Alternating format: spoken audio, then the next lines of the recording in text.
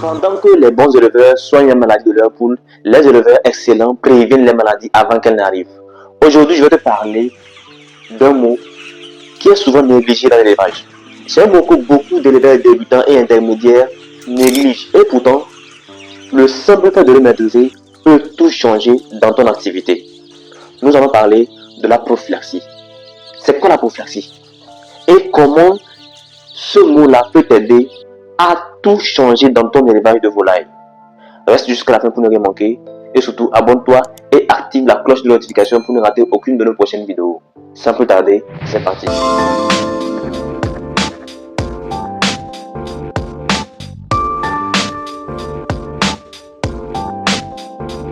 Salut à toi, jeune entrepreneur ou parent africain qui désire se lancer dans le domaine de l'agriculture. Je suis Miwa Monzo, technicien agricole, et ici je te partage du contenu éducatif qui pourra t'aider soit à débuter, soit à améliorer ton activité d'élevage. Alors aujourd'hui nous allons parler d'un sujet qui est très intéressant et je pense qu'il pourra vraiment t'aider à pouvoir changer ton activité. Alors je t'invite à rester jusqu'à la fin, like la vidéo et surtout partage-la avec un grand nombre de personnes à qui ça pourrait aider à changer eux aussi leur activité d'élevage.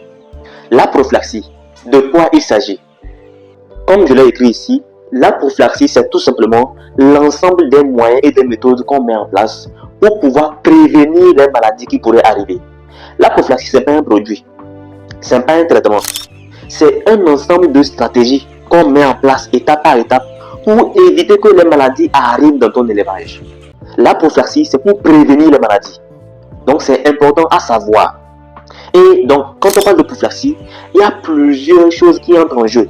C'est-à-dire, la prophylaxie est scindée en plusieurs parties que vous devez maîtriser en tant qu'éleveur ou entrepreneur avicole. En tout cas, quel que soit l'élevage que vous faites, la prophylaxie c'est important à maîtriser pour réussir. Bien avant de parler des différents piliers de la prophylaxie, je vais vous donner quelques astuces très simples à retenir sur la prophylaxie. Ce qu'il faut déjà savoir, c'est que la prophylaxie, c'est tout simplement un calendrier. Ce n'est pas un calendrier comme ce qu'on a l'habitude de voir, c'est-à-dire du premier au tel. Non.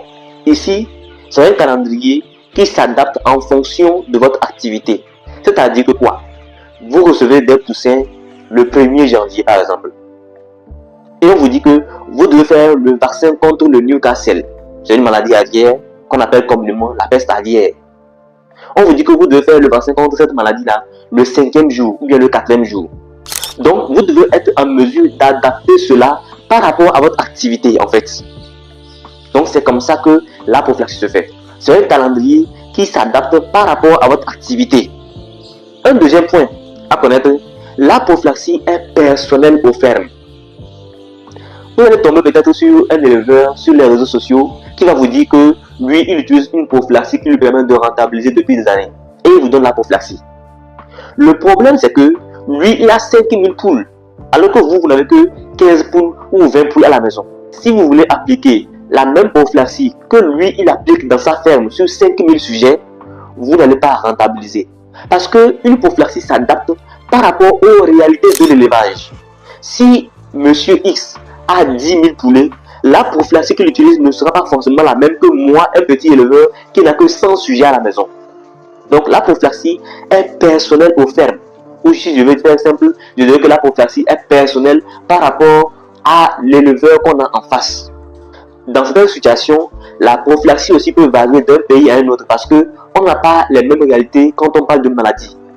Souvent, dans une région, on a affaire à une maladie, par exemple la grippe aviaire. Et pourtant, dans une autre région, cette maladie n'existe pas. Donc, en fonction de ces différences-là, il faut aussi adapter la prophylaxie. Avant d'aller plus loin, prends quelques secondes et écoute bien ceci. Si tu fais de l'élevage, si tu rêves de réussir, mais que tu avances seul, avec des doutes et des pertes, sache que tu n'es plus obligé de continuer comme ça. Le 5 mars 2026, Africa Breeding organise une formation complète en ligne sur l'élevage de poulets, suivie d'un accompagnement sur 6 mois. Pendant ces 6 mois, nous allons te guider pas à pas pour transformer l'élevage en un vrai business rentable en Afrique. Ce n'est pas juste une formation, c'est une opportunité de changer ta manière de travailler et tes résultats. Si tu sens que c'est le moment pour toi, écris-nous maintenant sur le numéro WhatsApp qui s'affiche ou clique sur le lien dans la description afin de réserver ta place pour le 5 mars 2026. Retiens que le changement commence toujours par une décision. À toi de jouer. Un autre point essentiel, c'est que la prophylaxie est remaniable. Je l'ai dit plus haut. Celui-là qui élève 10 000 poulets n'a pas forcément la même prophylaxie que celui-là qui fait 100 poulets. Donc, par conséquent, si quelqu'un vient vous donner une prophylaxie, alors que cette prophylaxie s'applique sur 10 000 poulets, vous devez être capable de remanier cette prophylaxie pour l'adapter à votre cas. Et c'est là qu'intervient votre expertise en tant qu'éleveur. Ceci étant, nous allons donc parler des 4 piliers essentiels de la prophylaxie.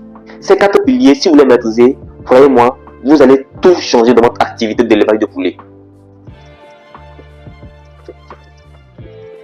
Le premier pilier dont nous allons parler ici, c'est la prophylaxie sanitaire. Lorsqu'on parle de la prophylaxie sanitaire, de quoi il s'agit? C'est tout simplement tout ce qui concerne l'hygiène. Donc, lorsqu'on parle de prophylaxie, vous devez déjà avoir en tête qu'il est question d'hygiène. Si votre poulailler est sale, croyez-moi, dans les jours à venir, vous allez avoir des cas de maladie. Si ce n'est pas la coccidiose, ce sera des parasites internes ou encore des parasites externes, comme les poux. Donc, il est question ici de faire le nettoyage du poulailler. En deuxième point, le pédiluve. C'est quoi le pédiluve? C'est un dispositif qu'on met à l'entrée du poulailler. C'est souvent un petit creux dans lequel on met de l'eau avec un désinfectant puissant comme l'eau de javel, le chlore, pour que lorsqu'on veut entrer dans le poulailler, on trempe d'abord les pieds avant d'entrer le poulailler. C'est un processus qui est souvent négligé et pourtant ça sauve. Si vous n'avez pas ce dispositif-là, croyez-moi, vous allez avoir des cas de maladie pas possibles. Parce que quand vous marchez et que vous venez pour entrer dans le poulailler, vous ne savez pas quel microbe vous avez chopé en venant. Donc le dispositif là à l'entrée vous permet de pouvoir éliminer le microbe sur vos pieds avant d'entrer dans le poulailler.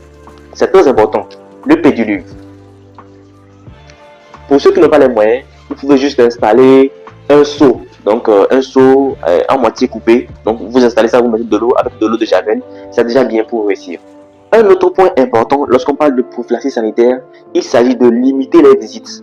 Vous qui avez un petit poulailler et vous voulez que tous vos amis viennent voir que vous faites l'élevage là, vous devez éviter ça au maximum. Parce que trop de visites égale à risque potentiel de maladie. À partir de ces 3 petits points, vous pouvez comprendre donc en quoi ça consiste quand on parle de prophylaxie sanitaire. Parlons maintenant de prophylaxie médicale. C'est la partie la plus dangereuse. Souvent les gens même se disent que non, bon, est-ce que j'ai l'argent? La prophylaxie médicale, ce n'est pas un luxe. Je vous rappelle, souvent les gens ont 500 poules, ils se disent non, est-ce que le vaccin contre telle maladie là c'est important? Je peux me débrouiller avec les plantes. Tu fais l'élevage des poulets de chair et tu penses que ce sont les plantes qui vont sauver tes poulets? Moi-même, je suis un défenseur de la nature et je conseille très souvent l'utilisation des plantes.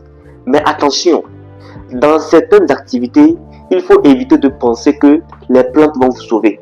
La prophylaxie médicale, à travers les vaccins précisément, va beaucoup vous sauver. Et ici, donc, nous allons parler en premier point de vaccination. Donc, ici, il faudra faire la vaccination contre les maladies comme le Newcastle. C'est une maladie qui est très souvent dangereuse, que ce soit avec les poules pondeuses, les poules de chair, les poules locales améliorées, les poules locales simples. C'est une maladie qui fait beaucoup de ravages. Le Gumboro, une maladie aussi dangereuse. Il y a plusieurs maladies qu'on pourrait aborder ici, mais je vous donne déjà une idée.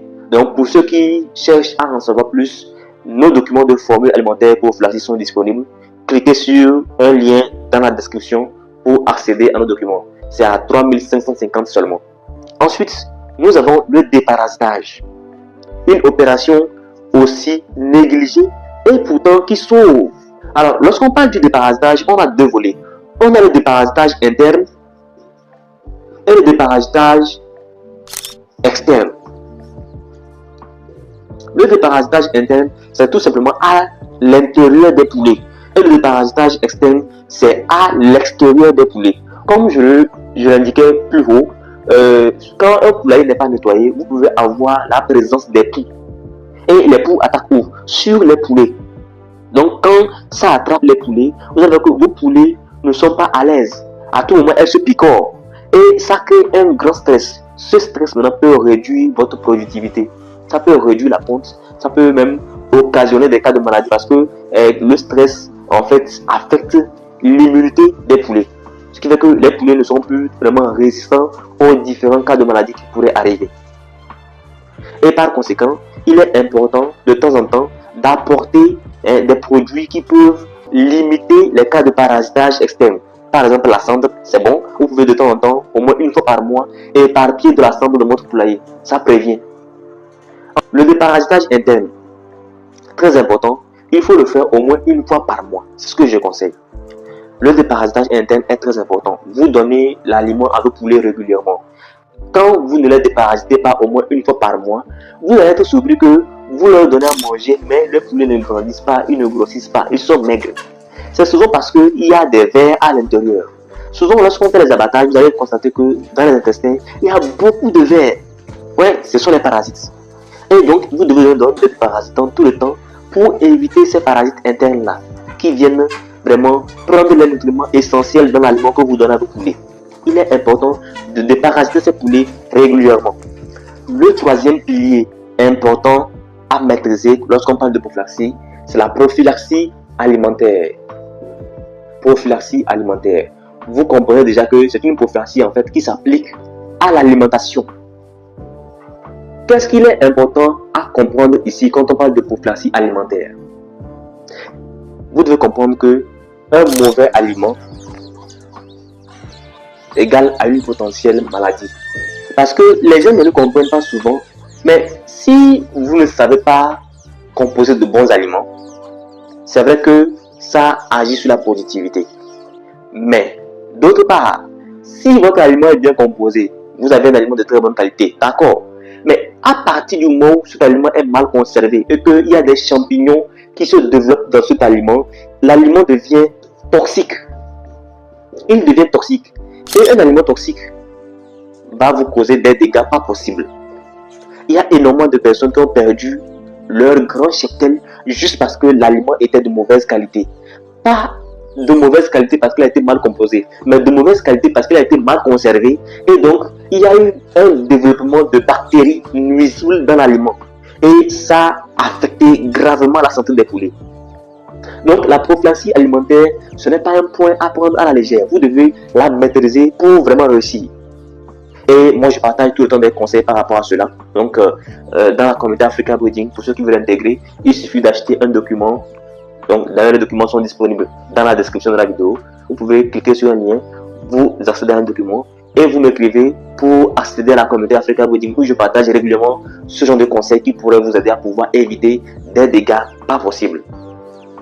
La prophylaxie alimentaire, ce n'est pas du blabla. C'est un truc important à maîtriser pour réussir. Et enfin, le quatrième pilier important de la prophylaxie à maîtriser, c'est la prophylaxie de gestion. Prophylaxie de gestion. Ça aussi, c'est un point qui est souvent négligé parce que, en fait, les gens ne connaissent pas. Oui, les gens ne connaissent pas ça. Pourquoi ils ne connaissent pas? C'est le manque de formation. La prophylaxie de gestion est vraiment importante pour réussir, pour la simple raison que c'est ici qu'on parle de l'œil de l'éleveur. C'est quoi l'œil de l'éleveur? L'œil de l'éleveur, c'est quoi? En fait, quand vous faites l'élevage et que vous n'avez pas cette capacité-là de pouvoir observer vos poulets régulièrement, probablement vous allez échouer. Parce qu'il est important d'observer vos animaux pour pouvoir détecter les maladies avant que ça ne soit le cas. Ou bien en fait, détecter les problèmes avant qu'ils n'arrivent. Vous devez observer tout le temps vos animaux avec une attention particulière pour détecter les maladies avant qu'elles n'arrivent. Donc, c'est ici qu'on parle de prophylaxie de gestion. Être à mesure d'observer vos animaux d'une manière spéciale pour réussir. La prophylaxie de gestion est l'un des points essentiels lorsqu'on parle de prophylaxie. Alors, j'espère que vous avez compris un peu ce dont les questions. C'est vrai que dans la prophylaxie de gestion, il y a encore beaucoup d'autres points, mais c'est le point le plus important ici. L'œil de l'éleveur. Si vous n'avez pas ça, vous allez échouer. Chers entrepreneurs d'élevage et chers parents qui désirent se lancer dans l'élevage, nous venons de voir les différents points essentiels à maîtriser lorsqu'on parle de prophylaxie. Maintenant que cela est fait, c'est quoi l'importance de la prophylaxie? Parce que, bien sûr, il ne suffit pas de comprendre ce que c'est que la prophylaxie, mais il faut surtout savoir à quoi elle sert afin de mieux l'utiliser. Premier point, la prophylaxie permet de prévenir les maladies. Ça, c'est quelque chose que tout le monde sait. Le deuxième point, peut-être que vous ne savez pas, ce que la prophylaxie va vous permettre de pouvoir économiser beaucoup d'argent. Souvent, les gens ne veulent pas faire les vaccins parce qu'ils veulent économiser l'argent. Et pourtant, c'est le contraire. C'est en faisant les vaccins que vous allez économiser de l'argent. Parce que votre argent, c'est vos poulets. Votre argent, ce n'est pas ce que vous avez en poche. C'est vos poulets. Si vos poulets meurent, vous perdez votre argent. Donc, il est question ici, en fait, d'économiser de l'argent. La prophylaxie permet de faire beaucoup d'économies. Et pour faire simple, je peux même vous expliquer. Voilà quelqu'un qui élève, je ne sais pas, 100 sujets de poulet Goliath. Donc 100 Goliath. Il n'a pas utilisé de prophylaxie. Il s'est dit que non, il va se débrouiller, il va faire comme il peut. Et voilà, il se débrouille comme ça jusqu'à la fin de son activité. C'est-à-dire 2 mois ou 3 mois. Parce qu'il a poussé ce sujet juste pour donner l'aliment et après les libérer en tant que chair. Donc à la fin de son activité, il se retrouve avec 50 sujets. C'est-à-dire qu'il a perdu 50 sujets pendant tout ce temps. Avec le démarrage, la croissance, tout ça, il a perdu jusqu'à 50 sujets. De l'autre côté, nous avons quelqu'un, d'accord, qui a aussi 100 sujets, mais qui a appliqué la prophylaxie et qui s'est en sorti avec une mortalité de 5% maximum. 5%. Donc, il se retrouve à la fin avec 95 sujets qu'il vend. Les deux vont vendre les sujets à 2500 chacun. Celui qui vend 50 sujets à 2500 et celui qui vend 95 sujets à 2500, qui va gagner beaucoup plus d'argent? C'est celui-là.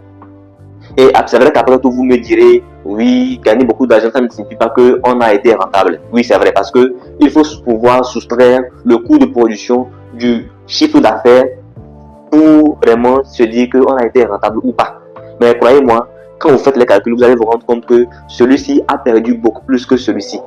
Donc, cet exemple, c'est pour vous faire comprendre l'importance de la prophylaxie. Vous devez maximiser là-dessus si vous voulez vraiment réussir votre activité d'élevage. Alors, j'espère que cette vidéo vous a aidé à pouvoir comprendre un peu ce que c'est que la prophylaxie et à pouvoir comprendre dans quelle mesure ce petit mot peut vous aider à pouvoir tout changer dans votre activité d'élevage. Si vous avez aimé la vidéo, likez, partagez, surtout abonnez-vous et activez la cloche de notification afin de m'encourager. Ça m'aidera à faire encore beaucoup plus de vidéos qui vont vraiment vous aider à tout changer.